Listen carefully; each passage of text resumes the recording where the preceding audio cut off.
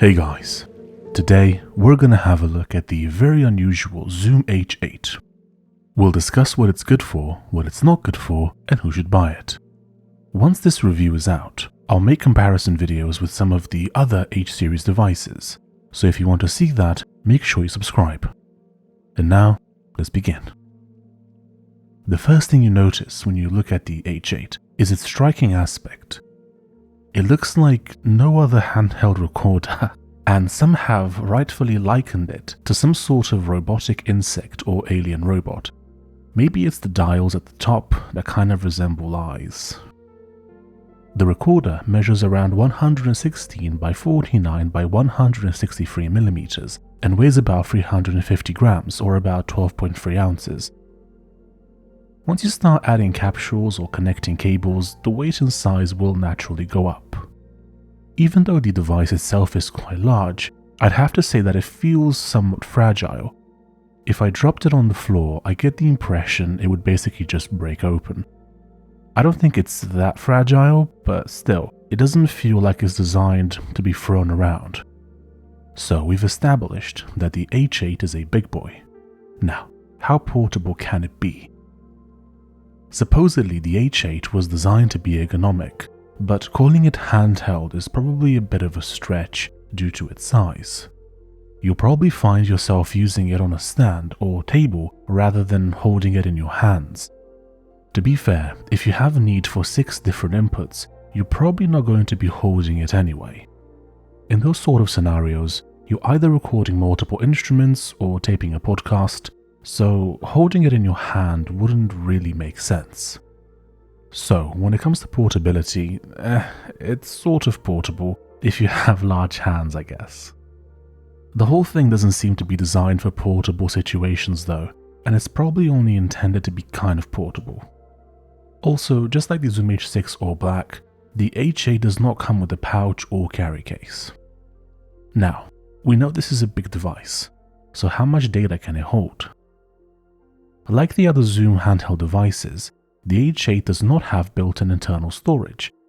In terms of what SD cards it can take, if you have an SDXC card, it can do up to a whopping 512 gigabytes. With normal use, even if you never format the card or delete anything off of it, you'll have months if not years of use before the card is full. When it comes to capsules, the Zoom H8 can not only handle the H5 and H6 capsules, but it also has a few special ones, which only work with it. I'm going to go through each, explaining what they're good for, ending with the special H8 ones, which once connected to it, make it look even more like something aliens built. By the way, if you want to check out how much any of these capsules cost, I have affiliate links down below for all of them. XY-H6 capsule. This is a default capsule that comes with the Zoom H6 and H8 recorders. It adds 2 matched unidirectional microphones to your recorder, which is most sensitive to sounds coming from directly in front, and it is less sensitive to sounds coming from the sides or from behind. MSH6 capsule. This is a mid-side mic, which allows you to adjust the width of your stereo image in post-production. XY-H5 capsule. This is basically the same as the XY-H6, but it has built-in shock mounts which minimize vibration and handling noise. SGH6 capsule. This one is a shotgun capsule.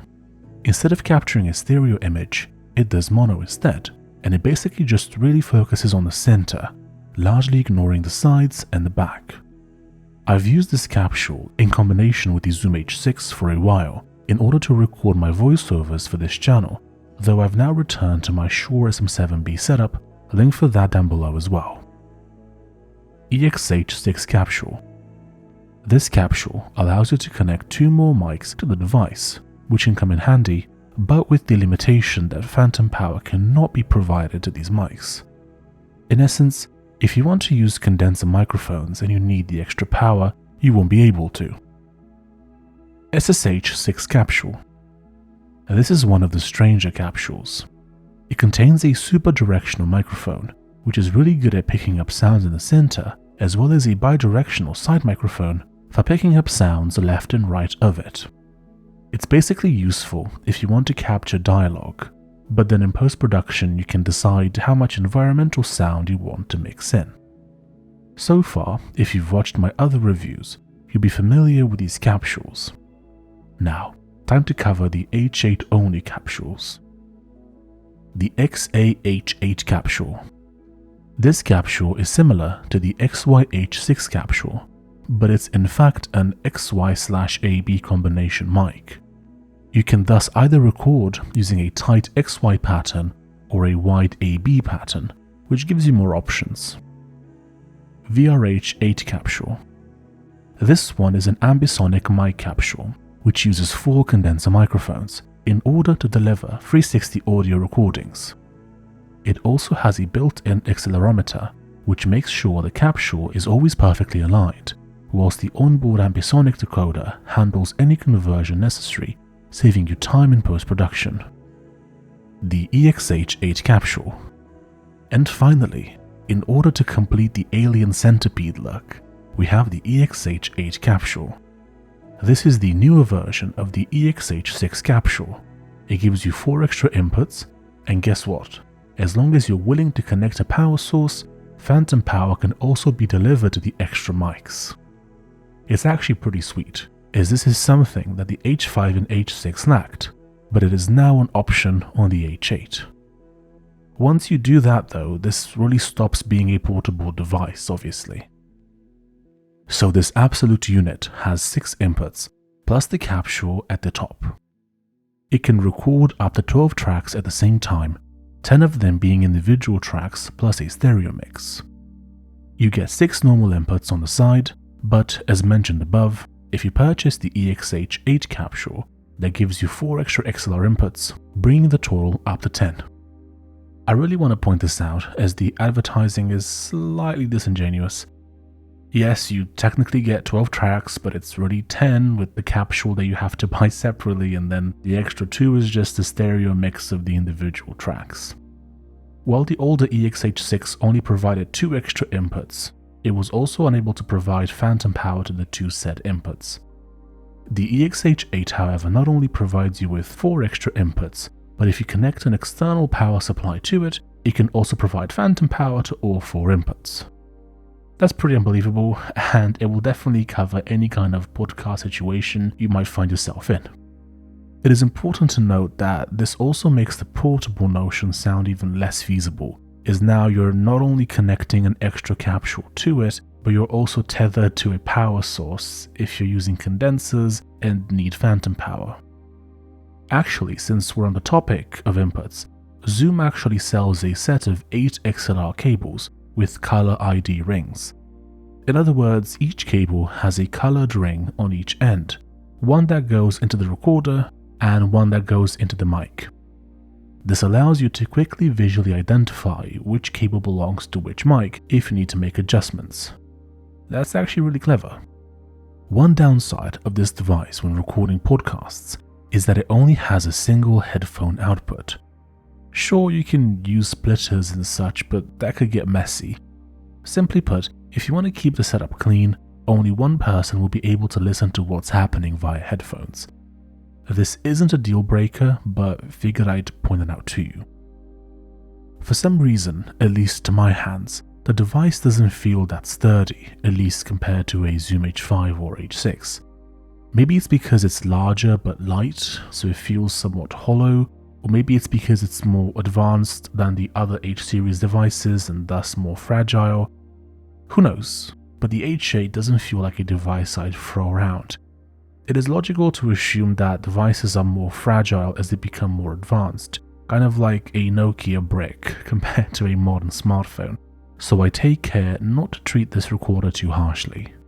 Maybe get a case for it or wrap it in a t-shirt before throwing it in your backpack. When it comes to sound quality, it's equivalent to the Zoom H4n Pro, H5 and H6. If you're thinking of buying the H8 because you think it should sound better due to the higher number, it doesn't. All the newer recorders in the Zoom handheld range sound great and will come in handy for music, voice recording, sound effects, and louder ambiances. As always, if you're looking to record quieter ambiences, the preamps on the Sony PCMD100 will serve you better. Naturally, that device is now discontinued, so you'll have to look for it on eBay, and I have an affiliate link down below just for that reason. You can also have a look at the Sony PCMD50, the D100's predecessor. I've recently purchased it, and I will review it soon on the channel, so make sure to subscribe if you want to see that. By the way, if you're finding this video to be helpful, don't forget to leave a like, as it will help with the algorithm and other people will be able to find this video as well. And now, back to the video. As you might expect, you can use the H8 as an audio interface, but for some reason Zoom has opted for USB Micro B instead of USB-C. Not sure why. With this device, there are 3 different apps or modes available to you, and they each make different aspects of the device available at a time.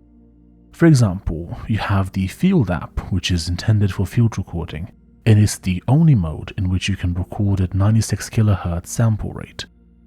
As a quick side note, if you are field recording, the device is only really intended to be used by itself. If you place it into a bag and connect mics to it, that can make things a little bit awkward, as its design makes it practically incompatible with most bags. The second mode is the Music app, which is intended for music recording, and then you also have the Podcast mode, which has an obvious intended use as well. I'm not going to go too much in depth with these apps, as most of you will primarily only be interested in one, and will mostly disregard the other 2. As a quick side note, when it comes to the app, I don't understand why 96 kHz recording is only available in the Field app. Sure, there's probably no instance in which you'd need to use 96 kHz in the Podcast app, but why limit the users? What if I want to record experimental music, record stuff in 96 kHz and then stretch it out? I'd have to use the Field app in that instance and would not be able to use the Music app for that. The H8 allows you to apply effects to your tracks, like a low cut, a compressor, limiter, and even noise gates to each input separately. This is one of those things which, in my opinion, is basically added for marketing purposes. If you don't know what you're doing, you shouldn't touch those effects anyway, and if you do know what you're doing, you'd be adding those in post-production anyway. Just like any other audio recording device or microphone, the H8 needs wind protection. I always recommend the Ryko kit, as it not only protects you from normal windy conditions, but it also gives you a grip by which you can hold the device, thus minimizing or even reducing handling noise. Ryko, I'm still waiting for my check, thanks. You can reasonably expect around 10 hours with normal use, but given all the bells and whistles that this device has, the batteries may be drained faster or slower depending on what you're doing with it. The display on the Zoom H8 is okay, and that is touch sensitive. Obviously the screen is not as nice as on some higher end cameras, but there's no reason for it to be that way. It's there so you can keep an eye on the levels and so you can navigate the menus and apps. When it comes to voiceovers, you can indeed use the H8 for that, ideally in conjunction with the SG-H6. As I've mentioned earlier, I've used that capsule with the H8 and it worked just fine. If you just want to do voiceovers though, there's no need to get the H8. I'd just get the H5 or H6 with that capsule. Some of these Zoom H8 series devices have a function called backup recording. This means that when recording, you can save a second version 12 dB lower, so that if you clip on the main track, you can use snippets from the quieter version to fix your recording. The main issue is that, according to Zoom's own documentation, this only applies, quote, when using a mic capsule with up to 2 channels on the mic in, end quote. So this should work when using most of the capsules available to you except for the EXH8 and I'd imagine the VRH8 too.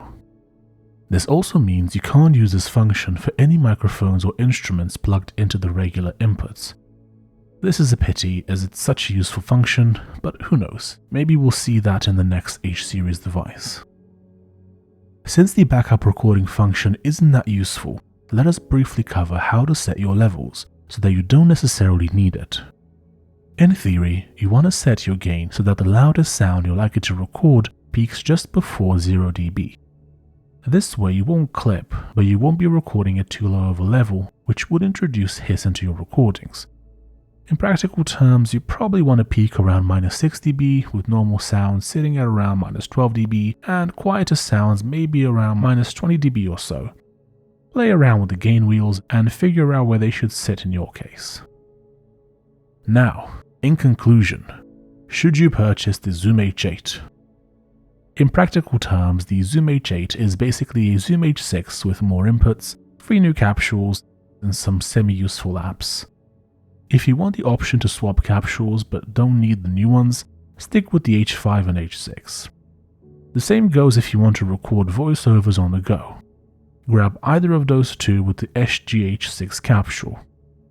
If you don't care about the capsules and only need to plug in a maximum of 2 mics, go with the H4n Pro. If, on the other hand, you want loads of inputs and you run a podcast, so you even want to go for the EXH8 capsule, then the Zoom H8 is for you. If you want to check out my reviews of the other Zoom handheld recorders, click the card in the top right or check out the link down below. Do you have any questions? Feel free to leave a comment down below and I'll do my best to get back to you. If you'd like to purchase any of the items I've mentioned in this video, or see how much they cost in your country, I have a link down below where you can view them. Thank you for listening. Don't forget to leave a like, subscribe and hit that bell, and I'll see you in the next one. Bye bye.